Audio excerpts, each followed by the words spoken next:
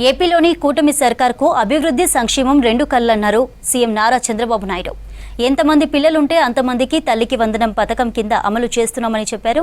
సంపద సృష్టించి ఆదాయాన్ని పంచుతున్నామన్నారు. తొలి దశలో 67 లక్షల మంది విద్యార్థులకు తల్లికి వందనం ఇస్తున్నామన్నారు. కూటమి పాలన ఏడాది పూర్తయిన సందర్భంగా ఉండవల్లిలో ప్రెస్ మీట్ పెట్టారు. గత సర్కార్లోని అమ్మఒడి మార్గదర్శకాలే ప్రస్తుతం కొనసాగిస్తామన్నారు సీఎం. ఈ పథకం కోసం 10,091 కోట్లు కేటాయిస్తున్నామన్నారు ఏపీ సీఎం చంద్రబాబు. అయితే రాష్ట్ర పరిస్థితులు చూసిన తర్వాత చాలా మంది నాకు ఎన్నికల ముందు అడిగారు, మీరు వస్తే మీరు కనీసం ఈ రాష్ట్రాన్ని మళ్లీ టోటల్గా విధ్వంసం జరిగింది, మీరు దీన్ని రివైవ్ చేస్తారని నమ్మకం మీకుందా, మీకు అనుభవం ఉంది, కానీ అఘాతం చూస్తే మాత్రం చాలా లోతుగా ఉంది, మీరు చేయగలుగుతారని అడిగారు. నాకు వేరే ఆప్షన్ లేదు. ఇన్ని సంవత్సరాలు ప్రజలు ఆదరించారు, ఆశీర్వదించారు. కష్టాలకు వచ్చినప్పుడు కాడుబడేయడమో పారిపోవడం కరెక్ట్ కాదు. ఎంత కష్టమైనా చేస్తామనే విధంగా ఆ రోజు చెప్పాను, ఆ డైరెక్షన్లో ముందుకు పోయాను. మేము ఆ రోజు సూపర్ 6 చెప్పాం.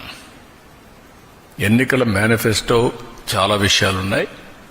సూపర్ 6 మేజర్గా హైలైట్ చేశాం. ఆ సూపర్ 6లో అతి కీలకం తల్లికి వందనం. అప్పటికి ఇప్పటికి డిఫరెన్స్ మీరు ఒకసారి చూస్తే వాళ్ళు 42,61,965 మందికి అమ్మఒడిచ్చారు. ఈ ప్రభుత్వం 67,27,164 మందికి తల్లికి వందనం ఇస్తున్నాం. తేడా 24,65,199. ఆ రోజు వాళ్ళు ఖర్చు పెట్టింది, తల్లులకు అకౌంట్లో వేసింది 5,540 కోట్లు. ఈ రోజు మేము అకౌంట్లో వేసేది 8,745 కోట్లు. వ్యత్యాసం 3,205 కోట్లు ఒక్క తల్లికి వందనంలో మాత్రం.